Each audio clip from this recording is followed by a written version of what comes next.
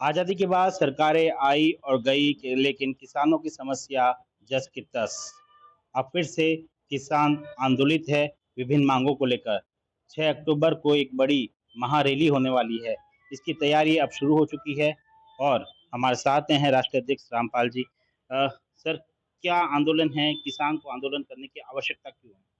ये आपने जो पहला प्रश्न पूछा, यही सबसे महत्वपूर्ण है।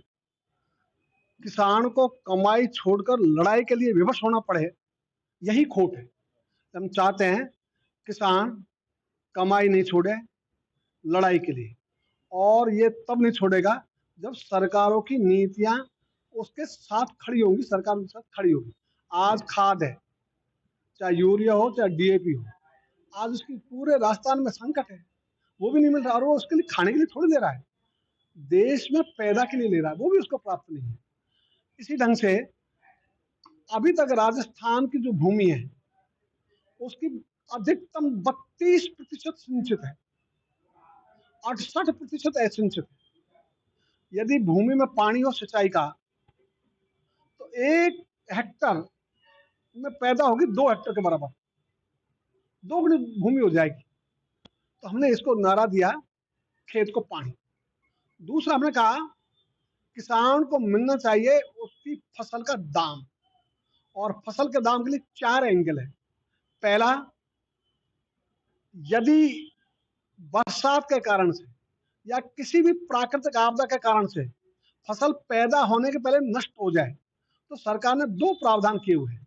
एक तो आपदा राहत कोष, जो 2000 का कानून है, 2005 का, उसमें लिखा हुआ है। उसमें जो सिंचित जमीन है उसका 13,500, असिंचित का 6,800 प्रति हेक्टर सहायता देने का प्रावधान है। लेकिन सरकारें अनेक बार उसको स्वीकृति कर देती है, भुगतान नहीं करती, और अभी तो स्वीकृति नहीं है। इसी में दूसरा उनका तरीका है प्रधानमंत्री फसल बीमा योजना, जिसको हमारे माननीय प्रधानमंत्री जी ने 2016 में जो लॉन्च किया, तो उन्होंने कहा अब प्रकृति की मार का भार किसान की जेब पर नहीं पड़ेगा, सरकारी खजाने पर होगा। उसके लिए उन्होंने बनाई, लेकिन आज भार किसान पर ही है। किसान से प्रीमियम तो वसूला जाता है, और वो भी बैंकों के द्वारा। बैंकों को 4% कमीशन देती है सरकार प्रीमियम वसूलने के, लेकिन क्लेम नहीं मिलता। और क्लेम इसलिए नहीं मिलता कि जो फसल कटाई प्रयोग का आधार पे क्लेम देते हैं, वो उसमें पारदर्शिता है ही नहीं। उसमें छल छद में दुराव छिपाव है, मत भेदभाव है, पक्षपात, इसलिए वो किसानों को नहीं मिल पाता, तो उससे भी किसान वंचित है। तीसरा, फसल के दाम में जो फसल पैदा हो जाए और पैदा होने के बाद में व्यापारी उसको बेच भी दे और व्यापारी पैसे लेकर चंपत हो जाए, तो किसान क्या करे? तो हमने कहा है कृषि उपज मंडी में जो कानून है उसमें संशोधन करो। पैसा देगी मंडी किसान को, और मंडी वसूल करेगी व्यापारी से, क्योंकि सरकार का हाथ लंबे है, किसान का हाथ लंबे नहीं हो सकते। इसलिए हमने ये कहा कि इसका संशोधन करो, मंडी इसकी जिम्मेदार ले, क्योंकि मंडी ने ही उस व्यापारी को लाइसेंस दिया है, तो जिसको लाइसेंस दिया उसकी जिम्मेदारी ले भाई। ये हमने तीसरी बात कही। चौथी हमने ये कही कि जब फसल किसान बेचे तो उसको वह मूल्य जिसको सरकार न्यूनतम कहती है उतना तो मिलना ही चाहिए। इसलिए न्यूनतम समर्थन मूल्य पर खरीद की गारंटी का कानून, और इसको हमने नहीं शुरू किया, किसानों ने, ये सरकार ने शुरू किया है। 1965 में पहला आयोग बना, तब से किसान कह रही है हम गारंटेड मूल्य देंगे किसान को, किसान को घाटे में नहीं जाने देंगे, किसान को उसकी उपज न्यूनतम समर्थन मूल्य से कम दामों में बेचने के लिए मजबूर नहीं होने देंगे। ये सब उन्होंने कहा हुआ है संसद में, उनके कागजों में गारंटेड मूल्य लिखा हुआ है, और आज तक भी खरीद की गारंटी का कानून नहीं बना, जबकि अनेक समिति, अनेक आयोगों ने सरकार को अनुशंसा की हुई है, और वो भी सब सरकारी है, हमारे नहीं है वो आयोग। और अभी अभी 12 जुलाई 2022 को माननीय प्रधानमंत्री जी ने कहा हम आश्वस्त करते हैं किसानों को न्यूनतम समर्थन मूल्य मिलेगा, उसके लिए एक समिति बनाई, और उस समिति ने 21 अप्रैल 2023 को अनुशंसा कर दी कि न्यूनतम समर्थन मूल्य को रिजर्व प्राइस, आरक्षित मूल्य घोषित कर दो। मंडियों में नीलामी बोली, न्यूनतम समर्थन मूल्य से आरंभ कर दो, सब किसानों को मिल जाएगा। ये दो बात सरकार के आयोग की कही, इसको भी 2 वर्ष हो गए, सरकार उसको भी पूरा नहीं कर रही। और अभी भारत सरकार ने संसद को उत्तर दिया कि साहब ये जो है ना कमेटी की रिपोर्ट, ये आएगी आराम से। तो आराम कितना होगा भाई, कोई समय सीमा बता दो ना, वो समय सीमा भी बताने को तैयार नहीं है। तो ये एमएसपी पर खरीद की गारंटी का कानून चौथा एंगल है फसल का दाम का। और एक जो हमने बात कही है वो है युवाओं को काम। तो युवाओं को काम, आज देखो आप कोई भी शहर हो, चाहे जोधपुर हो, चाहे जयपुर हो, चाहे दूसरा शहर हो, हर शहर में भीड़ है छात्रों की। वो कमाने नहीं आ रहे, वो जेब से खर्च करने आ रहे हैं, कोचिंग करते हैं, पढ़ते हैं और सोचते हैं उनको कहीं न कहीं नौकरी मिल जाएगी। 1 लाख में से अधिकतम 1000 को भी नौकरी नहीं मिलती, 99,000 तो ऐसे घूमते बेचारे। तो ये जो स्थिति कर दी, ये हुई जो भारत की अर्थव्यवस्था थी उसमें कोई बेरोजगार होता ही नहीं था। कि आप तो सब लोग होशियार आदमी हो, आप हिंदी शब्दकोश देख लो, उसमें बेरोजगारी या बेरोजगारी के समकक्ष कोई शब्द आपको मिलेगा ही नहीं, क्योंकि यहाँ कोई कल्पना ही नहीं थी कि बेरोजगारी भी होता है। तो ये अर्थव्यवस्था जो बिगाड़ी जिन्होंने, उनके कारण से बेरोजगारी उत्पन्न हुई। और ये था ग्रामोद्योग। यदि इनका जाल होता तो एक गांव में कम से कम 10 उद्योग पहले से औसत, और 10 उद्योग मतलब 6.5 लाख गांव है, तो कितने उद्योग है, 60 लाख से ऊपर, एक पर 10,000 है निर्भर, तो ये 6 करोड़ हो गए। और उसमें जो 100 का घेरा होता है तो 60 करोड़ होते हैं। कहां से बेरोजगारी है? तो ये बेरोजगारी इसलिए है कि सरकार ने ढांचा बना दिया टाटा और बाटा के लिए। इसलिए गांव का जो लोहार था, जो लोहे का काम करता था, चिमटी वो बनाएगा, खुरपी वो बनाएगा, सारे उपकरण वो बनाएगा, ये सारा काम उससे छीन लिया और किसको दे दिया, टाटा को। तो हम कह भाई टाटा को बेरोजगार मत रखो बेचारे को, ये बड़ा आदमी है, इसको हवाई जहाज बनाने दो यार। तो छोटा काम क्यों दे, उसको चिमटी बनाएगा, क्या बनाएगा टाटा चिमटी? टाटा को तू हवाई जहाज बना और पूरी दुनिया में सप्लाई कर, ये काम कर। तो टाटा को गांव के लोहार का काम छीन के दे दिया, बाटा को गांव के मोची को मार के उसका काम दे दिया। तो टाटा और बाटा को पनपाने की जो नीति है, इसका हमने सदा विरोध किया है, ये नीति गलत है। इसलिए यहाँ ग्राम आधारित उद्योग, ग्राम उद्योग, और इसलिए हमने कहा है अभी जो सरकार औद्योगिक क्षेत्र बनाती है शहरों के आसपास, ये भी षड्यंत्र है। हमने कहा हर गांव का औद्योगिक क्षेत्र घोषित करो ना, अलग से शहर के पास क्यों भाई? तो ये उद्योग तो हम ही चला लेंगे यार, इसमें शहर क्या करेगा? ये जो उपनिवेशवाद था अंग्रेजों के समय, पैदा होता था हिंदुस्तान में, पक्का बनने के लिए जाता था इंग्लैंड में, वही माल बिकने के लिए आता था हिंदुस्तान में, कच्चा माल दिया जाता था कौड़ियों का भाव, निर्मित माल बेचा जाता था सोने के भाव। तो ये लूट थी हिंदुस्तान की। और अभी जमनालाल बजाज ने एक बहुत अच्छी चीज लिखी, उन्होंने लिखी आजादी के बाद क्या हुआ, शहरों ने ले लिया इंग्लैंड का स्थान और हिंदुस्तान का स्थान ले लिया गांव ने। उपनिवेशवाद अभी भी जीवित है, जिसके विरुद्ध स्वतंत्रता का संग्राम लड़ा गया। इसलिए ये भी हमने कहा कि इस उपनिवेशवाद को समाप्त करो, तो जिससे युवाओं को गांव में ही रोजगार मिल जाए। आप खेती में देखो, पहले बीज किसान तैयार करता था, खाद किसान तैयार करता था, कीटनाशक किसान तैयार करता था, यंत्र हमारे गांव का कारीगर बनाता था।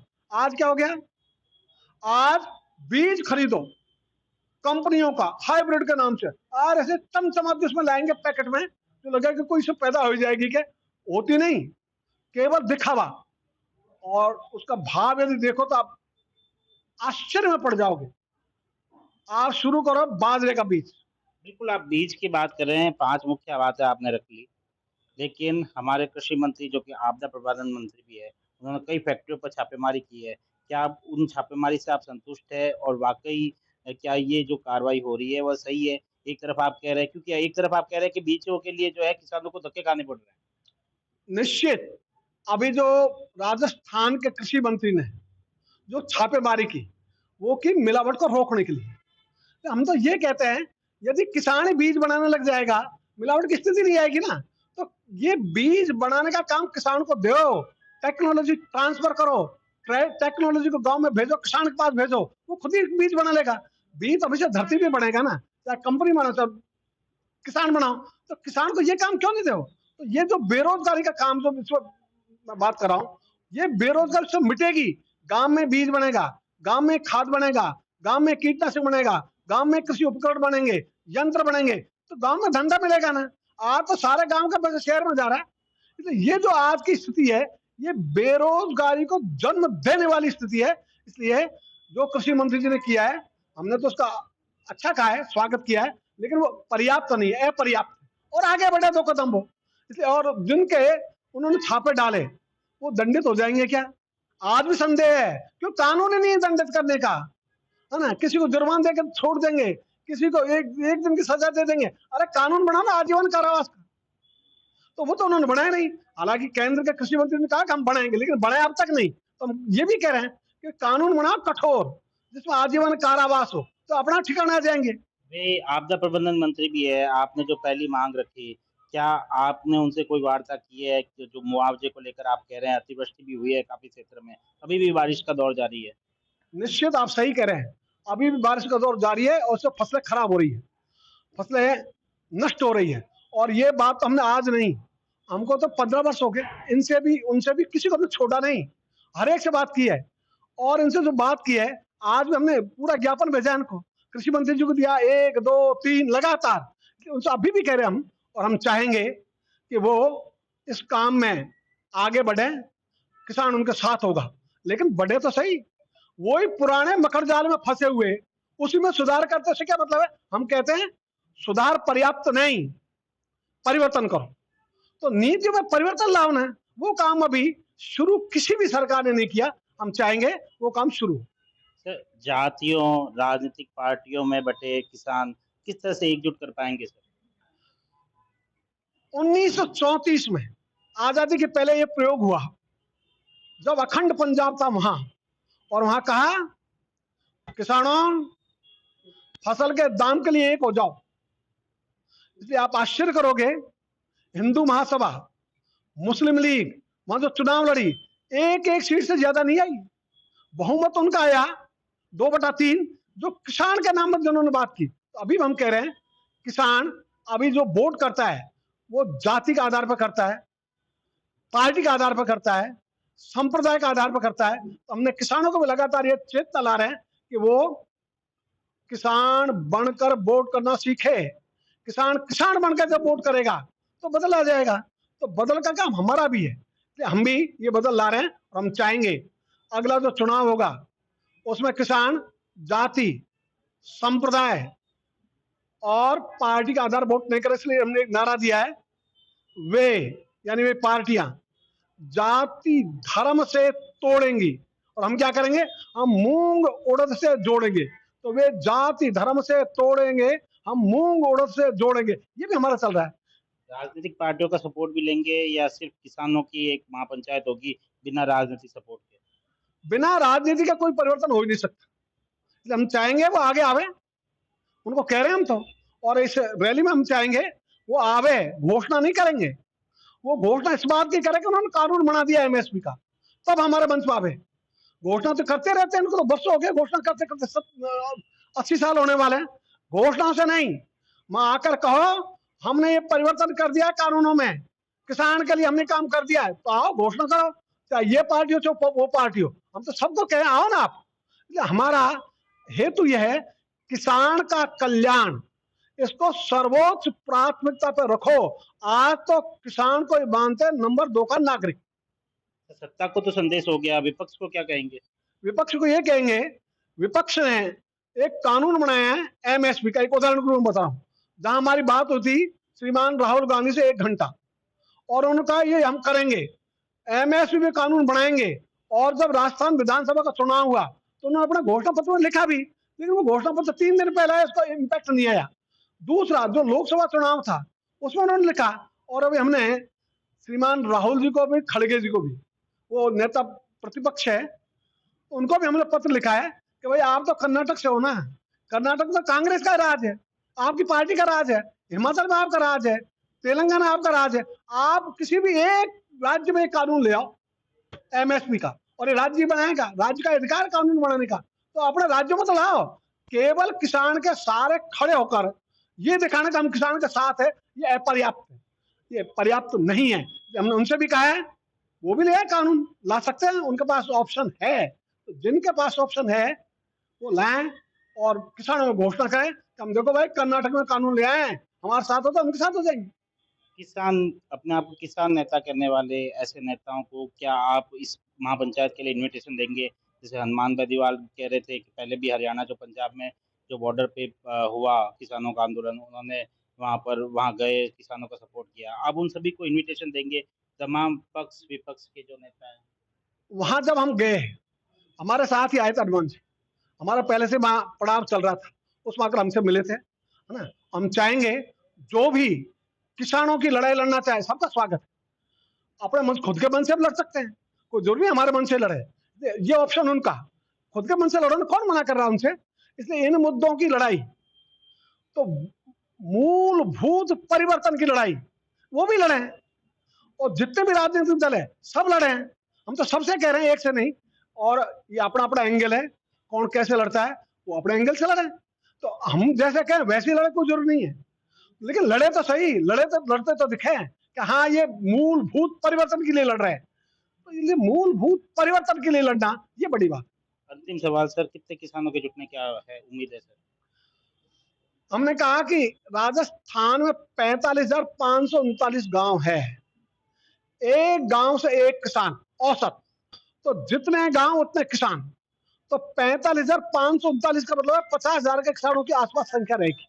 तो उसकी तैयारी हमारी चल रही है, और उस तैयारी में हम सब जुटे हुए हैं, इसी के लिए प्रवास कर रहे हैं। बिल्कुल, अब किसानों ने भी वोट की मार की तैयारी शुरू कर दी है। 6 अक्टूबर को महापंचायत है। ऐसे में देखना होगा कितने किसान जुटते हैं और सरकार क्या अपने पुराने वादों को लेकर चेतती है। मुख्य 5 मांगे हैं, इसके साथ में और भी कई मांगे हैं। अब देखना होगा सरकार किस तरह से पहले से जो चौतरफा घिरी हुई है, किसान हुँकार रैली से किस तरह से दबाव में आती है। सुमित देवड़ा, टीवी 9 राजस्थान।